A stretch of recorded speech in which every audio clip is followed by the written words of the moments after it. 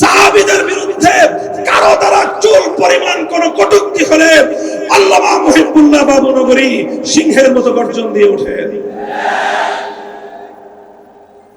ওনার আঞ্চলিক কথাবার্তার আঞ্চলিকতার এই সকল মার পেছে কেউ যদি ওনার এই বক্তব্যকে, ওনার ব্যক্তিত্বকে, ওনার নেতৃত্বকে প্রশ্নবিদ্ধ করতে চাও, আমার স্পষ্ট ঘোষণা, আমাদের সঙ্গে প্রথমে মোকাবেলা করতে হবে। 2 নম্বর কথা, আল্লামা মুহিবুল্লাহ বাবুনগরী কাউকে খুশি করার জন্য কারো বিরুদ্ধে কথা বলেন না। খুশি করতে চান একমাত্র কাকে? চিৎকার করে বলে একমাত্র কাকে? আল্লাহকে খুশি করা তার মাকসাদ, আল্লাহর রাসূলকে খুশি করা তার মাকসাদ। এই জন্য তিনি শানে রিসালাতের কথা বলেন, এই জন্য তিনি শানে সাহাবার কথা বলেন। আল্লাহকে খুশি করার জন্য স্পষ্ট ঘোষণা দিতে চাই, আল্লামা জুনায়েদ বাবুনগরী চলে গেছেন, মুহিবুল্লাহ বাবুনগরী আছে।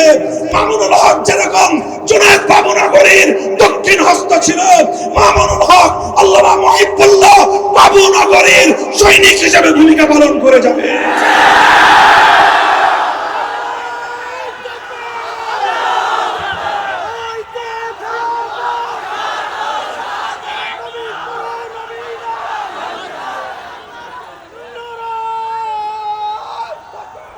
আমি স্পষ্ট ভাষায় বলেছি, জাতির অভিভাবক বর্তমানে আল্লামা মুহিবুল্লাহ বাবুনগরী, বাংলাদেশের সর্বশ্রেষ্ঠ আলেমে দ্বীন আল্লামা মুহিবুল্লাহ বাবুনগরী।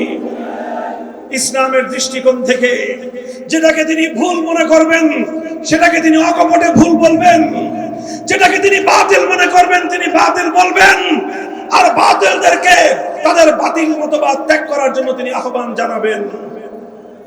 এতে কারো যদি বেজার লাগে, খারাপ লাগে, আমাদের কিছুই করার নাই। কথা ঠিক না বেঠিক? আল্লামা মুহিবুল্লাহ বাবুনগরী হাফিজাহুল্লাহ তিনি বর্তমান জাতির অভিভাবকত্বের জায়গা থেকে খালিসান লিওয়াজহিল্লাহ, একমাত্র আল্লাহকে সন্তুষ্ট করার উদ্দেশ্যে, আল্লাহর রাসূল এবং সাহাবায়ে কেরামের মহব্বতের দ্বারা তার দিল ভরপুর, এই জন্য তিনি শানে সাহাবার পক্ষে কথা বলেন। সাহাবীদের বিরুদ্ধে কারো দ্বারা চুল পরিমাণ কোন কটূক্তি হলে আল্লামা মুহিবুল্লাহ বাবুনগরী সিংহের মতো গর্জন দিয়ে ওঠেন। ওনার আঞ্চলিক কথাবার্তার আঞ্চলিকতার এই সকল মার পেছে কেউ যদি ওনার এই বক্তব্যকে, ওনার ব্যক্তিত্বকে, ওনার নেতৃত্বকে প্রশ্নবিদ্ধ করতে চাও, আমার স্পষ্ট ঘোষণা, আমাদের সঙ্গে প্রথমে মোকাবেলা করতে হবে। 2 নম্বর কথা, আল্লামা মুহিবুল্লাহ বাবুনগরী কাউকে খুশি করার জন্য কারো বিরুদ্ধে কথা বলেন না। খুশি করতে চান একমাত্র কাকে? চিৎকার করে বলে একমাত্র কাকে? আল্লাহকে খুশি করা তার মাকসাদ, আল্লাহর রাসূলকে খুশি করা তার মাকসাদ। এই জন্য তিনি শানে রিসালাতের কথা বলেন, এই জন্য তিনি শানে সাহাবার কথা বলেন। আল্লাহকে খুশি করার জন্য শানে বাংলার মাটিকে পবিত্র করেছি। শেখ হাসিনা চেয়েছিল 6 মে সূর্য ওঠার আগে আমার শহীদ ভাইদের রক্তের দাগ পানি দিয়ে ধুয়ে ফেলতে, চেয়েছিল পানি দিয়ে মুছে ফেলতে, চেয়েছিল আমার শহীদ ভাইদের শাহাদাতের রক্ত নিয়ে জাতীয় সংসদে দাঁড়িয়ে উপহাস করতে।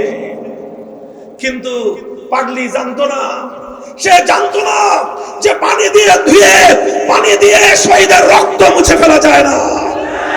সে জানতো না যে মিথ্যাচারের মাধ্যমে শাহাদাতের ইতিহাসকে মুছে ফেলা যায় না। সে ঘোষণা করেছিল শাপলা চত্বরে আমার শহীদ ভাইয়েরা নাকি বুকের মধ্যে রং মেখে শুয়েছিল। সংগ্রামী সাথী ও বন্ধুগণ, শেখ হাসিনার এক লেসপেন্সার ছিল, সেই সময়ে তাকে বলতো রেলের কালো বিড়াল। মনে আছে? রেলের কালো বিড়াল, মানে রেল মন্ত্রী ছিল কালো বিড়ালের মতো। এই জন্য দেশের মানুষ আদর করে তার নাম দিয়েছিল রেল বিভাগের কালো বিড়াল। সেই কালো বিড়াল ঘোষণা দিয়েছিল, হেফাজতের নেতা কর্মীরা সুবহানাল্লাহ পড়তে পড়তে শাপলা চত্বর থেকে পালিয়ে গিয়েছে। আমি তার বক্তব্যের কাউন্টার করেছিলাম। আমি তার এবং তার দলের সেক্রেটারি জেনারেলের বক্তব্য কাউন্টার করে বলেছিলাম, সৈয়দ আশরাফ সাহেব আপনারা আমাদেরকে বিতাড়িত করবেন তো দূরের কথা, আপনারা কোন পথে পালাবেন সেই পথ দেখার চেষ্টা করুন। কালো বিড়ালকে লক্ষ্য করে বলেছিলাম, হে রেলের কালো বিড়াল, হেফাজতের নেতা কর্মীরা সুবহানাল্লাহ পড়তে পড়তে পালিয়ে যায় নাই, বরং তারা সুবহানাল্লাহ আলহামদুলিল্লাহ পড়তে পড়তে বাংলার 56,000 বর্গ মাইলে ছড়িয়ে পড়েছে। বিপ্লবের নতুন ভিত তৈরি হচ্ছে। হেফাজতের নেতা কর্মীরা 13 সালে সারা বাংলাদেশে ছড়িয়ে পড়ে 2024 সালের জুলাই মাসে আবার তারা ঢাকার রাজপথ দখল করেছিল। আমরা বলি এ কথাই 2024 সালের জুলাই বিপ্লবের ভিত রচিত হয়েছিল 2013 সালের 5ই মে। 2013 সালে হেফাজতে ইসলাম শাহাদাতের রক্ত দিয়ে ফ্যাসিবাদের বিরুদ্ধে বিপ্লবের মঞ্চ তৈরি করেছিল। সেই মঞ্চে 2024 জুলাই বিপ্লব সংগঠিত হয়েছে। কাজেই হে আমার ভাইয়েরা, হে আমার তালেবে ইলম সাথীরা, হে হাটহাজারী, বাবুনগর এবং অন্যান্য কওমি মাদ্রাসার সন্তানেরা, তোমরা মনে রেখো তোমাদের পূর্বপুরুষদের বীরত্বগত ইতিহাস, তারা যদি সেদিন জুলুমের বিরুদ্ধে রুখে না দাঁড়াতেন, সেদিন যদি শাপলা চত্বরে আল্লামা জুনায়েদ বাবুনগরী রহমাতুল্লাহি আলাইহি বুলেটের মুখে নিজের বুক চিতিয়ে দাঁড়িয়ে না যেতেন, বাংলাদেশের স্বাধীনতা সেদিনই বিপন্ন হতো। আমি আমার সর্বশেষ যে পয়গামটা তোমাদেরকে দিয়ে যেতে চাই, আমি বলছি, হে আলেম সমাজ, আমাদের ত্যাগ এবং কোরবানির মাধ্যমে আল্লাহ পাক রব্বুল আলামিন আমাদের ইজ্জত লিখে রেখেছেন। মনে রাখো, আমরা যতদিন অন্যায়ের সঙ্গে নিরপেক্ষ থাকব, আমরা যতদিন হকের ঝান্ডা নিয়ে সামনে অগ্রসর হব, ইজ্জত আর সম্মান এসে আমাদের পদচুম্বন করবে। নাহনু কওমুন আ'আজ্জানাল্লাহু বিল ইসলাম, আমরা সেই জাতি আল্লাহ পাক রব্বুল আলামিন যাদেরকে ইজ্জত এবং সম্মান দিয়েছেন ইসলামের মাধ্যমে। আমি আপনাদেরকে বলি, হাসান বসরি রহমতুল্লাহি আলাইহির যে উদ্ধৃতি আমি আপনাদের সামনে উল্লেখ করলাম, সেই উদ্ধৃতির মাধ্যমে প্রমাণ হয় উলামায়ে কেরাম স্বতন্ত্র স্বকীয় অবস্থান নিয়ে রাজনীতিতে আপনারা বুক টান করে দাঁড়িয়ে যান। অন্য কারো এজেন্ডা বাস্তবায়ন করবার জন্য উলামায়ে কেরামের ইলম এবং জুবান যেন ব্যবহার না হয়, সেই ব্যাপারে আলেম সমাজকে সর্বপ্রথম সোচ্চার থাকতে হবে। আমরা অন্যায়ের বিরুদ্ধাচরণ করি, আমরা আমাদের ইতিহাস সকল বাতিলের মোকাবেলা করি। আমরা আমাদের উলামায়ে দেওবন্দের ইতিহাস, বাতিল যখন যে আকৃতিতে মাথাচাড়া দিয়ে উঠে, আমরা তখন সেই বাতিলের মোকাবেলা করার জন্য রাজপথে নামে। কথা ঠিক না বেঠিক? আমাদের বর্তমান আমির হেফাজত বাংলার আলেমকুল শিরোমণি আল্লামা শাহ মুহিবুল্লাহ বাবুনগরী বর্তমান সময়ের সকল বাতিলের মোকাবেলায় নিরপেক্ষ ভূমিকা পালন করে চলেছেন।